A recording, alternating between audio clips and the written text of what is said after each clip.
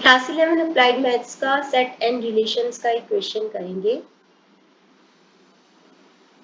Late epsilon, epsilon है आपका x, x belongs to n, n मतलब नेचुरल नंबर जो कि स्टार्ट होते हैं 1 से, 1 2 3 4 से लेके इंफिनिटी तक। लेकिन यहाँ पे कंडीशन है कि h should be less than और इक्वल टू 8, तो 8 से इक्वल या 8 से छोटे वाले नंबर, तो एप्सिलॉन हो जाएगा आपका 1 से लेके 8 तक, 1 2 3 4 5 6 7 एंड 8। आगे है ए।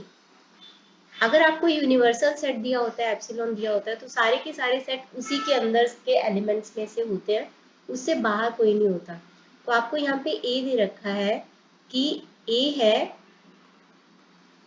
इस तरीके की कंडीशन दे रखी है कि x है, ऑब्वियसली इसमें से होगा एप्सिलॉन में से, लेकिन उसका जो स्क्वायर होना चाहिए 5 से बड़ा होना चाहिए और 50 से छोटा होना चाहिए। अब आप अगर देखो 1 का स्क्वायर 1 होता है जो कि 5 से बड़ा नहीं होता, तो इसको स्किप करेंगे। 2 का स्क्वायर 4 होता है जो कि 5 से छोटा होता है, तो वो भी नहीं लेंगे। 3 का स्क्वायर 9, यस 5 से बड़ा होता है और 50 से छोटा होता है, तो 3 ले लेंगे।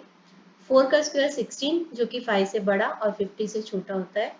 5 का स्क्वायर 25 जो कि 5 से बड़ा है और 50 से छोटा है।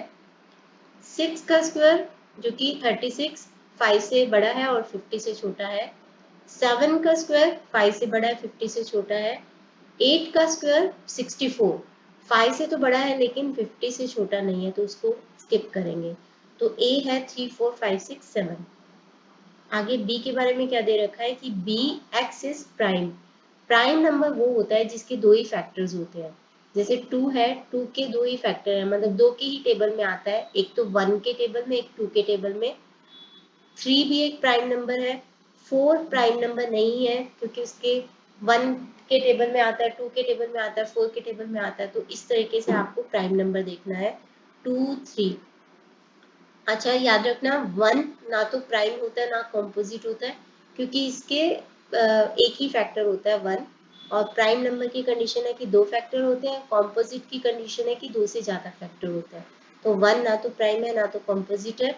उसके अलावा 2 3 5 प्राइम है, 7 प्राइम। तो बी आ जाएगा आपका 2 3 5 एंड 7। अब हम ये वाला क्वेश्चन करते हैं। इसमें क्या है कि आपको इसको पहले तो वेन डायग्राम से रिलेशनशिप दिखाना है बिटवीन द गिवन सेट्स।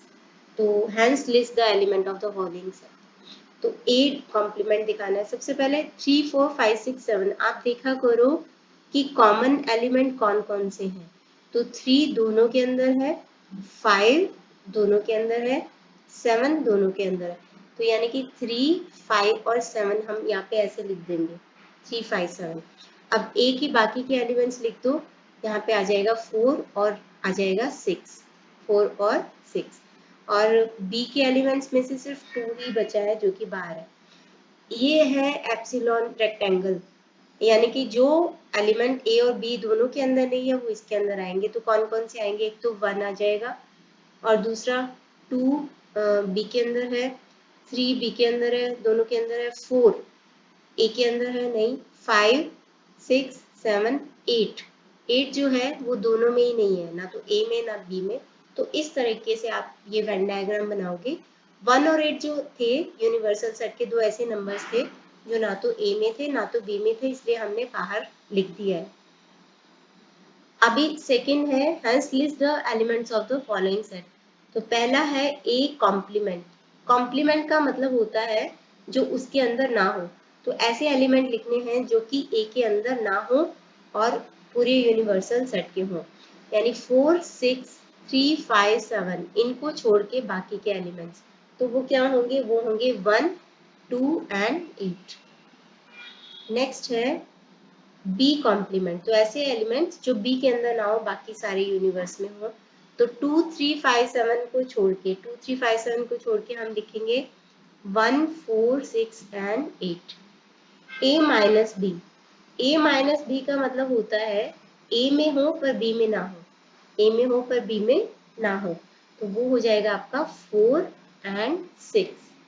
देखो ये जो ए में है लेकिन बी में नहीं है, 4 एंड 6। उसके बाद पूछा गया कि is a minus b equal to a intersection b complement. तो हम देख लेते हैं a इंटरसेक्शन b कॉम्प्लीमेंट है क्या। a है 1 2 a है 4 6 3 5 एंड 7 इंटरसेक्शन। b कॉम्प्लीमेंट क्या है 1 4 6 8। तो इन दोनों के कॉमन कॉमन जो है वो इंटरसेक्शन के अकॉर्डिंग आ जाएंगे। इंटरसेक्शन का मतलब होता है कॉमन एलिमेंट्स। तो 4 और 6 ये दोनों में कॉमन है, तो इसका आंसर आ जाएगा 4 and 6 which is equal to a minus b. So yes this is correct.